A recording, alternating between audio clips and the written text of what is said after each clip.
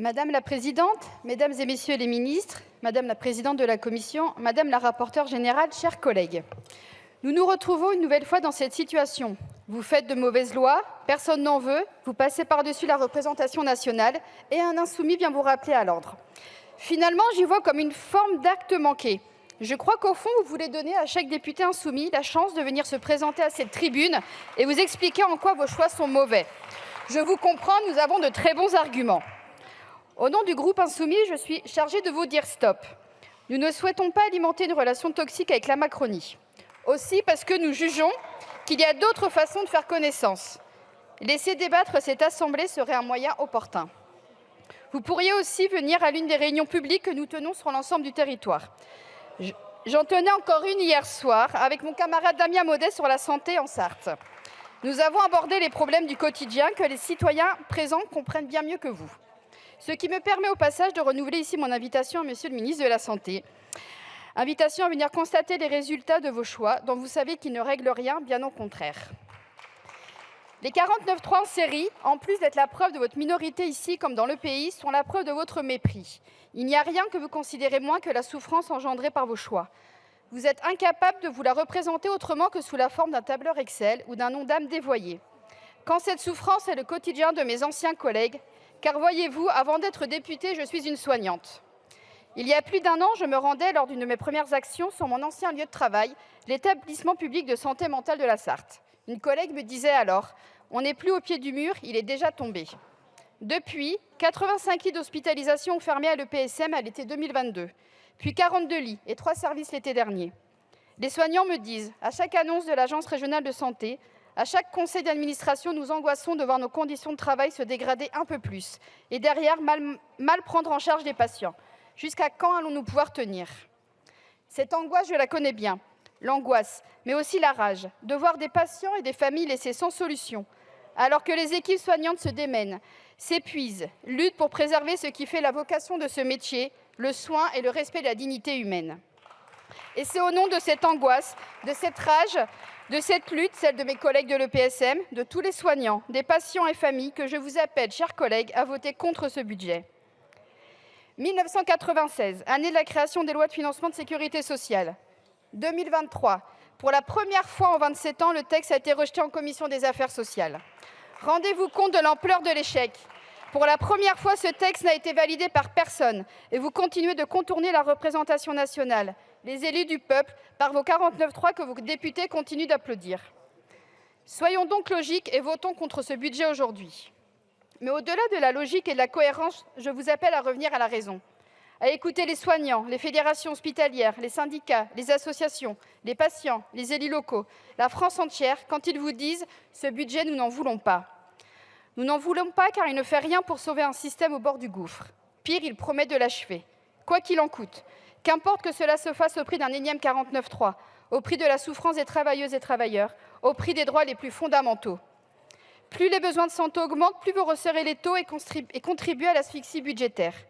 Depuis 2010, ce sont 34% de personnes en plus en affection longue durée. Alors que la population vieillit, nos aînés auront besoin d'un système de sécurité sociale et de santé fort à leur côté, pour leur garantir un niveau de vie digne et pour préserver leur autonomie. En 2023, en France, les soignantes en EHPAD, comme celle de ma circonscription en grève la semaine dernière, travaillent dans des conditions qui portent atteinte à la dignité des personnes. Une douche tous les 15 jours, pas le temps de discuter avec les résidents, de les rassurer. Elles parlent de travail d'abattage qui les épuise et les met à mal psychologiquement. Mais face à cela, le gouvernement rogne chaque année un peu plus sur les dépenses. Et chaque année au Parlement, c'est la même chose. Le gouvernement prévoit un objectif de dépenses totalement insuffisant, la pénurie devient un mode de fonctionnement et des rallonges elles-mêmes insuffisantes sont adoptées.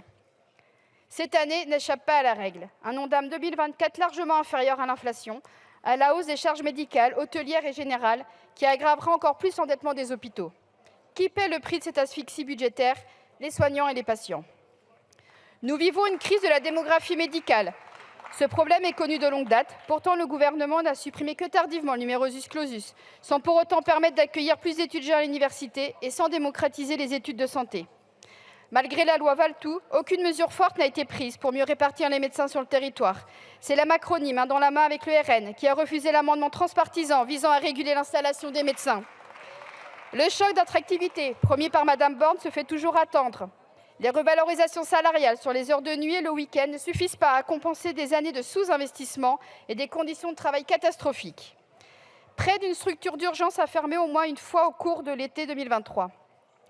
Dans un sondage ELAB publié début novembre, près d'un Français sur deux déclare avoir un accès compliqué, long ou partiel aux services de soins. Une personne sur 10 déclare n'y avoir aucun accès. Et cela mène à des situations catastrophiques, voire des drames que nous pourrions et devrions éviter. Je veux revenir ici sur l'une des grands absents de ce PLFSS, la psychiatrie. Chaque année, une personne sur 5 est touchée par un trouble psychique, soit 13 millions de personnes. Plus de 70% des médecins généralistes reçoivent chaque semaine au moins un ou une patiente souffrant d'une dépression. 6 élèves de primaire sur 10 souffriraient potentiellement de troubles psychiques. Selon une enquête de la FHF, 58% des établissements en psychiatrie ont vu leur capacité diminuer. Pourtant, faites le test, cherchez le mot psychiatrie dans le PLFSS, il n'y est mentionné qu'une seule fois, pêle-mêle avec d'autres spécialités. Rien donc sur le financement de la psychiatrie, menacée par une T2A qui ne dit pas son nom. Rien sur le maillage, alors que de nombreux territoires manquent cruellement de psychiatres et de soignants, comme nous le constatons tous, chers collègues, dans nos circonscriptions. Rien non plus sur la formation des professionnels et la reconnaissance de leurs qualifications. Rien pour permettre l'accueil digne des patientes et patients. Alors, malgré leur engagement, beaucoup de soignants ne tiennent plus. Un système qui repose uniquement sur le sacrifice de ces travailleuses et travailleurs est un système voué à l'échec. Monsieur le ministre, quand vous maltraitez les soignants avec vos coupes budgétaires, vous portez atteinte à la santé des patients et à notre santé à toutes et tous. Vous répétez à tout bout de champ que nous n'avons pas d'autre choix.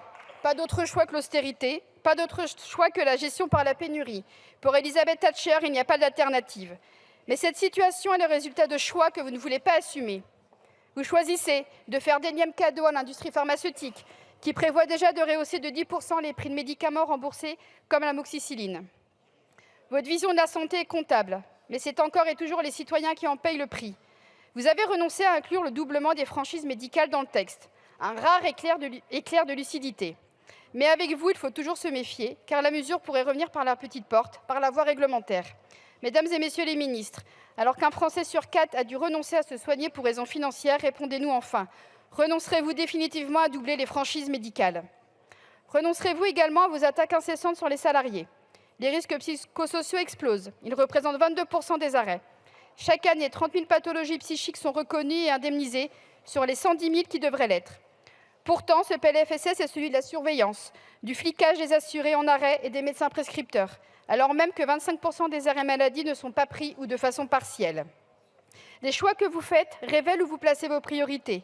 Les chiffres, les comptes, la rigueur, plutôt que la santé, la solidarité et la dignité du peuple. Devant vous, je veux dire au nom du groupe La France Insoumise qu'une autre voie est possible, que la maltraitance institutionnelle et l'enrichissement des grands capitalistes aux dépens des plus pauvres n'est pas une fatalité.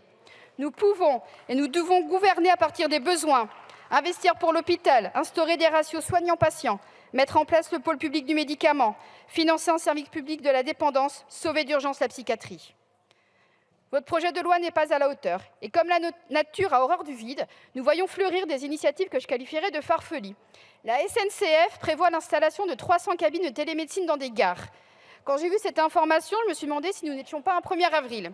Monsieur le ministre de la Santé, j'aimerais connaître votre avis là-dessus. En tout cas, l'Ordre des médecins et les syndicats n'apprécient pas la blague. Et il est vrai qu'elle est de mauvais goût.